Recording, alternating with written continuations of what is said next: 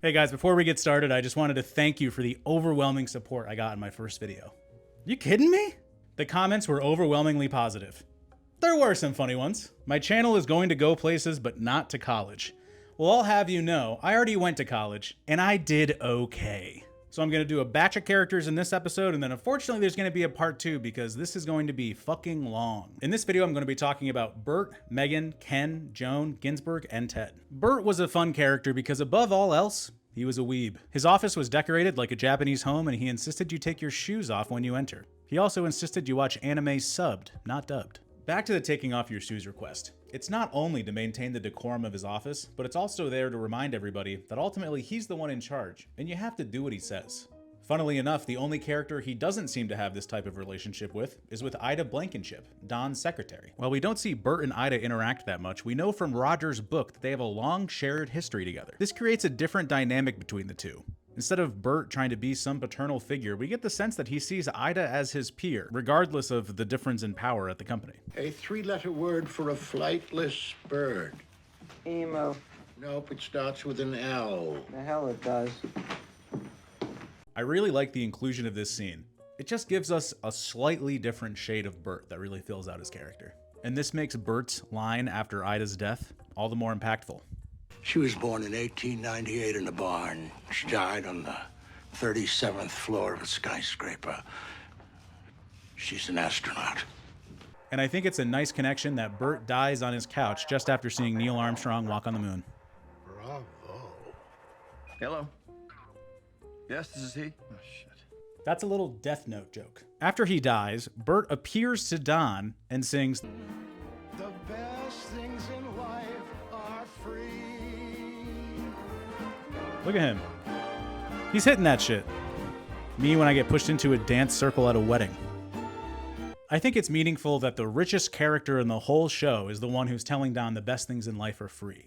Cooper is reminding Don that he's never going to be able to spend his troubles away. In the earlier seasons, Bert sees Don as the sort of shining star at Sterling Cooper, and he tries to mentor him into a new rich guy social class. And it's not exactly like Bert is doing this out of the goodness of his heart. I mean, his main priority in life is to earn money, and, you know, I think that is why he takes such an interest in Don in the beginning of the series.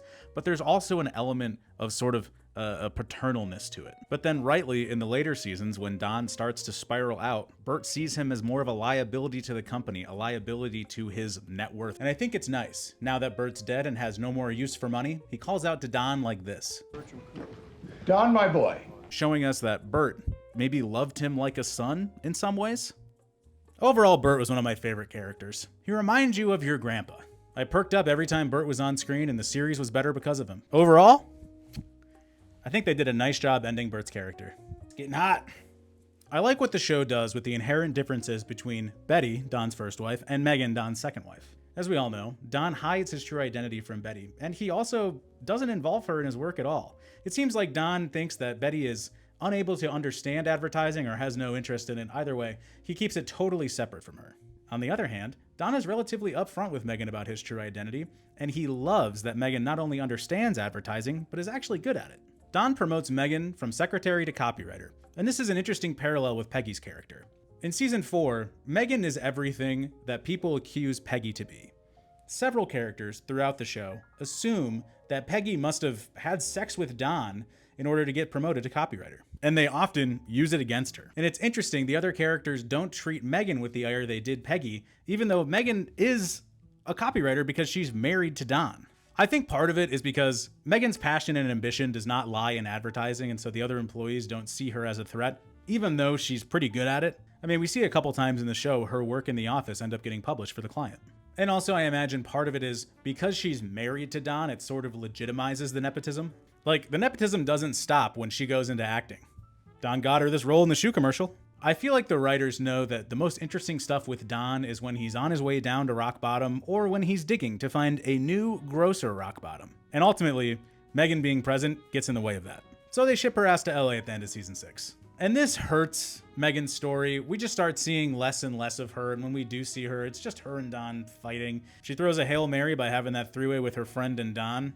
And like Don seems kind of pissed off that it happened, and I'm like, Don, buddy, you gotta know that Megan would think that you would like this. In hindsight, I think a fun storyline for Megan maybe would have been her cheating on Don in Los Angeles. It would give her some non-Don centric stuff to do, and then we could look forward to a huge implosion when he inevitably finds out. In both of Don's divorces, he sort of just puts his tail between his legs and cuts a fat check because he feels so guilty. It would have been interesting to see a divorce where Don actually feels like he's not at fault. What does it look like when Don is the victim of his own favorite pastime? And I realize that Betty does cheat on Don, like she technically has an emotional affair with Henry and does a little bit of kissing, but she doesn't do the sociopathic X Games cheating mode that Don does. And then when Megan's agent calls Don to let him know that Megan was acting inappropriately at an audition, it doesn't really have any weight. It reminds me of Betty in season 1 discovering that Don has been talking to her psychiatrist after her sessions. And like, I know those are like really different situations, but we got to see Peggy go to therapy. So when the reveal happens that the doctor hasn't been confidential, it really hits us because we've spent time and lived with Betty in the psychiatry appointments. And so I think this struggling actress storyline would have been a lot more impactful if we even spent a little bit of time out with Megan in LA struggling. I want to see her stalk that director. Instead, they just kind of tell us that something has happened. And telling us things instead of showing them is a recurring issue I have with season 6 and 7. The divorce proceedings are pretty uneventful. Megan says that Don ruined her life. He kind of did. And then Don tries to throw money at a problem that money can't fix, like he always does. Overall, I like what Megan's character brought to the show. In season 4, I really thought that she was going to make him happy. Like when they go to Disneyland and he's having a great time with her and his kids, I really believed that Don had a chance to live a relatively normal life where he wasn't cheating constantly. Also, the introduction of Megan's sister, Marie France, in season 7 was unnecessary. Her name's Marie France? Yeah, sure. Then my name is Rick America. I'm like, what does the sister character bring that the mother just couldn't do? And this whole thing that like Megan's marriage has ruined her family, I just don't care. I just don't care. I don't care about them. And I'll talk about Roger and Marie in the next video I make, but but ultimately I just like didn't have any time for Megan having drama with her sister in the second to last episode of the whole series. Like, whatever. RIP to the Calvé family. It was funny when Marie robbed Don. But credit where credit is due, Zooby Zooby Zoo is one of the most iconic things to come out of the whole show. Zooby Zooby Zoo. Oh, she's hitting that shit. Zooby Zooby Zoo, Zooby Zoo, Zooby Zoo, mon Dieu que c'est doux. Ooh, ooh. And Megan is always pulling off a damn fit. Megan's character is fine, I guess. I'm getting hot. Simmer down, simmer down. Joan is one of my favorite characters, and I don't think that you can talk about Joan's arc without talking about the situation with her and Herb from Jaguar. And I don't think that you can say the sex with Herb is really consensual. Like, at the least, it's coerced. And yeah, in a literal sense, Joan had a choice to do it or not. But if Joan didn't follow through with the arrangement with Herb, the company would have imploded, she would have lost her job, and now she's a single mother in New York who's unemployed. And not only that, but probably all the important people she worked with hate her guts for not following through with it, except for Don, I guess. And I don't think it matters that Joan ends up really wealthy because she entered into this arrangement with Herb and the company. It just matters that if she had chosen not to do it, everything would have been taken away from her, like except for her kid. So anyways, gross. I mean, this is the second time in the show where Joan has to experience sexual trauma, either at the office or because of work. Anyways, Joan is one of the smartest characters in the whole show, and every time she's given a new responsibility, she absolutely crushes it. When Lane dies, she basically becomes CFO, and then she lands Avon all by herself. And the show showing us how intelligent and capable Joan is sort of where my problems with her season 7 arc begin. You guys don't mind if I have a cigarette? What's this guy's name? What's this guy's name? You guys all watch the show. What's his name? It's Richard, her real estate development plot device boyfriend fiance, whose main rival is her 4-year-old son, Kevin. This guy pisses me off. These are candy cigarettes. They're disgusting. Blech. But they're fun to hold. A pet peeve of mine is when a show, in its home stretch, introduces a new character to either sow division or create conflict for one of our more familiar, beloved characters. And Richard is solely here to make her choose between the guy she just met and everything she stands for. If a show runs for 7 seasons, there's gotta be a bunch of characters that the audience already knows and already relates to. I always think it's better for the characters that already exist in the home stretch of a show to interact with each other to find conclusions. But then this guy comes in hot, sweeps Joan off her feet, and then flip-flops in and out of Joan's life until he ultimately leaves. One of the weakest parts about this plotline is that Joan is rightly skeptical of pretty much every man that comes into her life. Because every time a man sees her in the show, their jaw drops on the floor and their eyes get huge like a damn cartoon character and they try to have sex with her. Also, when she's talking to Richard about getting married, she says this. I've been divorced twice. What the hell, Joan's been married twice? Nobody told me Joan got married twice. And then, after fully merging with McCann, Joan is put into the sexual harassment blender.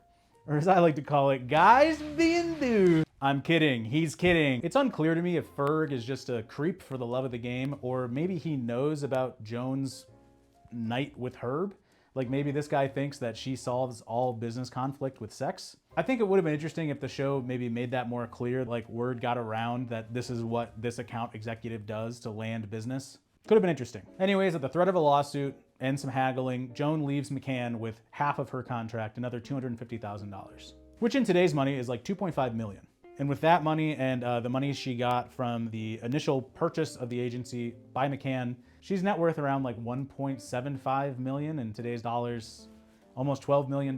So Joan, starting from an office manager, you know, basically just in charge of the secretaries, really has become so wealthy. After some promising freelancing for Ken at Dow Chemical, Joan decides to start her own commercial production company. She tries to get Peggy to co-found it with her, with the logline, "We'd be in charge." Peggy doesn't join, but Joan starts it anyways. I love this for Joan. She's taking back her agency. That's not a pun, I'm never making puns. Puns are cheap. Joan's story has been defined by the men around her. Like most of the women characters in the show, you know, they live in the 60s in a hostile workplace. Their stories are going to be dictated by the men who are in charge of them. But I love this for Joan because she's using all the talents that we've seen her perfect and accrue over the course of the show to start this production company. Our smartest and most resilient character can finally escape the sexual harassment blender. But in doing so, her temperamental boyfriend fiance decides to leave her, and Joan doesn't try to stop him. And I like that choice for Joan. I just don't like that she's in the situation to begin with. Like, Richard sucks. I understand getting swept off your feet by a rich guy for a night, but this guy's in like 5 scenes in the whole show, and in 4 of them, he's leaving or either threatening to leave Joan. So ultimately, I don't give a shit about him. He's there as a plot device to show that Joan is not taking direction from men in her life anymore. But I just wish they'd figure out a way to do that with another character in the show, like maybe Roger. And that's a pretty complicated rewrite, and I'm not the guy to do that. But introducing Mr. California to just be so on the nose and just say everything he's feeling at all times was bad. Richard's stuff aside, I still love Joan and I liked her story. Pretty good, I liked it. And I just think, can we cut? Can we cut? Can I get hair and makeup in here, please? Can I please get hair and makeup in here? Thank you. You look great. No, you really look great. I know I look great. I loved Ginsburg, man. He's got the creative ability that Don has with none of the tact or suave. He creates fun work and has a fully developed home life that we can't really say about any of these other guys that pop up later. The reveal that he was born in a concentration camp is poignant, and it, really puts into context why our little creative genius is such a weirdo. I think we can all say that Ginsburg deserved better. His distrust of the computer that Harry has installed in the creative lounge is natural. In a physical and metaphorical sense, the computer is literally displacing the area where creatives collaborate, which is very relevant today. But Ginsburg doesn't only see the computer as a threat to his professional life, his social one too. He's lonely. We see a lot that the only person he interacts with outside of work is his father, and then he goes on one date, which he absolutely bungles. The creative lounge was where Ginsburg got to feel his sense of community and do the only thing he's good at, which is advertising. Very disappointingly, the computer makes Ginsburg go insane. He gets afflicted with the "I must kiss Peggy" disease and even cuts off his own nipple and gives it to her as a present. Goddamn, they Vincent Van Gogh'd his ass. It's like, to me, Ginsburg was just a quirk chungus, but all of a sudden the show made him into somebody who is actually delusional. Too much, too fast. You would have fucking hated Grok. Probably would have been fun to see him at McCann, to see his quirky, outlandish, unemployable personality at a cold corporate office environment. Quick aside, not a complaint. What does the computer do? Like, the internet doesn't exist yet. So the computer does, like, are they typing in rating statistics from the TV in there? Like, I just don't, what does the computer do?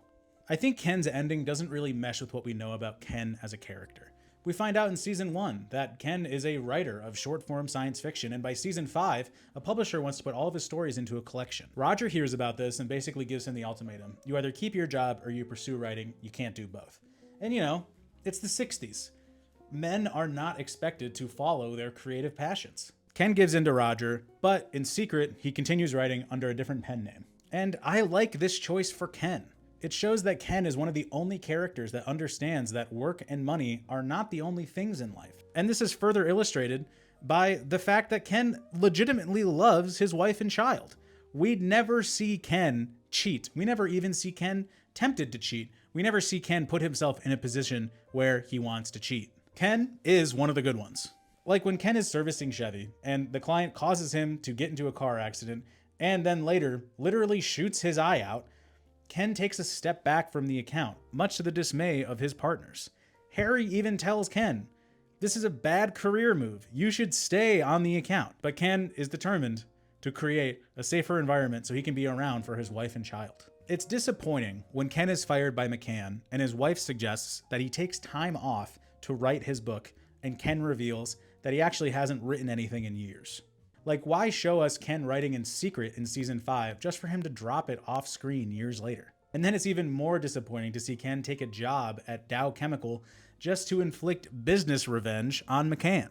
I think a more fitting ending would be for Ken to take his wife's advice and they can retire on his wealth and her generational wealth and he can write that book. Maybe I'm being too idealistic here, but And I don't think it's crazy where Ken ends up. I just think it would have been a better, more sensical ending based on what we know about his character for him to retire and go write that book. All in all, Ken is a character I enjoyed watching for the show. I just think his arc towards the end is, well, absurd and then disappointing. So we're going to go, it's fine. His storyline is it's fine. Okay, I'm not going to talk about Ted that much because I think that he's annoying. The show's all over the place with Ted. When we first meet him, he's like an asshole rival of Don. But then, with not enough character development, all of a sudden they're merging agencies. And, you know, I talk about that mostly in my last video. If you want to go check it out, no pressure. I think probably my favorite parts of Ted's storyline is when they're working at the kinks of SDP, CGC, LMNAOP. But then after that, we don't really get much. Okay, so at the end of season 6, Ted goes to Los Angeles to get away from Peggy so he can keep his family together, I guess. Sure, whatever. But then later, you know, he gets divorced and he's just kind of moping around the office as a sad sack, and we don't really get any closure on him and Peggy. Like, brother, you're back, you're single. Peggy was the woman you love. Go be with her, or at the very least, go try to be with her and let her tell you to shove it. Anyways, it's funny when Don asks Ted what his dream is, and his dream is like, I want a pharmaceutical client. And then a couple episodes later, McCann is like, hey man, we got you a pharmaceutical client. Okay. Wait, we're just doing that now? We're just asking characters what their dream is and then just giving it to them a little bit later? Okay, sure. This is the last scene we get with Ted. It's when Don is getting up to leave to go on his great American road trip. And, you know, we just see him smile with his boxed lunch in a meeting with a bunch of other creative directors. He gets swallowed up by McCann. And I guess that's a fine ending for his storyline, but the guy's just all over the place. See ya, Ted. Never really hit your stride. All right, I'm going to do a rapid fire section for the characters that I don't really want to do like a bigger thing about. Harry Crane. Pervert. For real though, I like how the show does not shy away from making him very gross. Bobby. Not him. Not him. Not him. I thought he was okay. Some of the greatest child acting of all time. Super funny he gets to go to Japan. Bert would be jealous. Glenn made me so uncomfortable every time he was on screen. I just know in my heart that he got killed by friendly fire in Vietnam. This is my goat. This is my queen. This is Ida Blankenship reincarnated. Every single time Meredith was on screen, I was giggling so hard. She is so fucking funny. I want the Meredith spinoff where she owns, you know, her own design firm or something like that. Caroline looked like she's a Muppet, kind of. Love Bob. Don't got much more to say than that. Hey, if you made it this far, thanks for watching. This video was long. I'm going to hit the rest of the major players in the next episode, and I'll talk about the finale in general. Please, you know what to do. subscribe, like, hit the bell. I subscribe to a lot of YouTube channels. I've never hit the bell before. If you hit the bell, I would love that. Thank you so much. See you soon.